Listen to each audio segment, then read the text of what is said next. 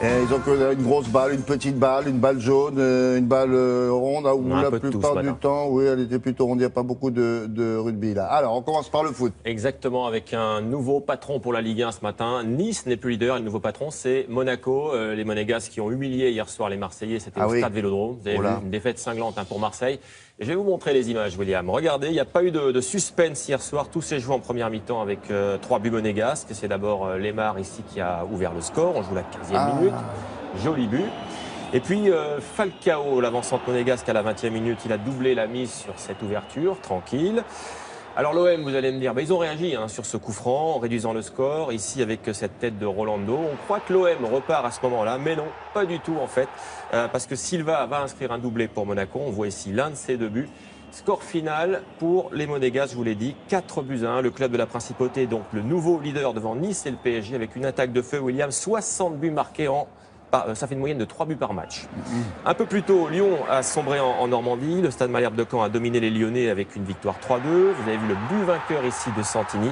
Lyon, toujours 4e de la Ligue 1 ce matin, mais à 8 points quand même du podium. Ça commence à faire.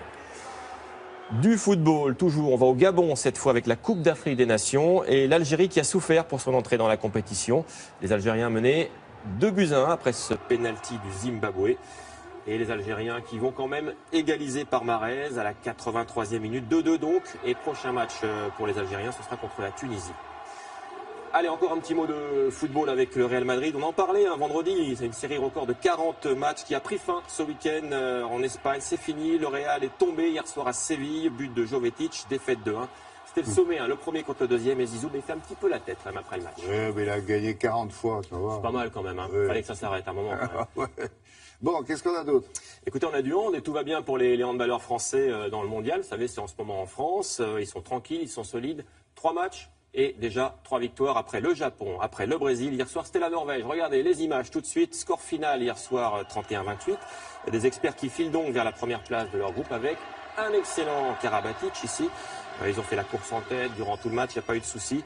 Karabatic qui a été l'homme de ce match avec quand même 5 buts, 9 passes décisives. Bon, c'est la grande star de cette équipe, vous le savez. Prochain match, ce sera contre la Russie mardi. Allez, direction Melbourne, c'est cette nuit avec le début de l'Open d'Australie et Nishikori qui a souffert quand même. Le match vient juste de se terminer. Il lui a fallu aux Japonais 3h30 pour venir à bout de Kuznetsov, c'est un Russe. 5-7 donc, le Japonais tête de série numéro 5 qui continue.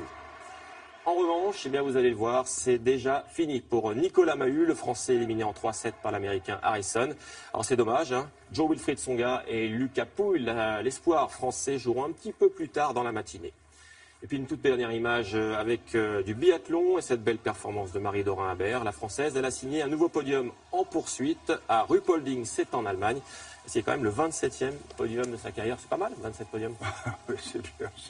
Et on termine avec qui? Allez, on va faire un peu de sport insolite. On va à Marseille avec une compétition insolite avec Greg Tournon. Et vous en parlez. C'est donc le championnat du monde. Ça s'appelle l'Ice Cross. C'est du patinage dans un couloir de glace. Et c'est spectaculaire. 4 concurrents s'affrontent, comme on le voit ici, sur une distance de plusieurs centaines de mètres. Ils ont des petites caméras sur le casque. Des petites GoPro, ouais. Donc c'est en descente. Et effectivement, il y en a certains qui tombent, comme ici. Ça, c'est normal. Et à ce jeu-là, c'est l'Américain Cameron Naz, pas Cameron Diaz, je vous rassure, qui s'est montré le plus fort. Et ce petit coup de golf pour terminer, regardez. Alors ça, c'est le rêve de tout golfeur.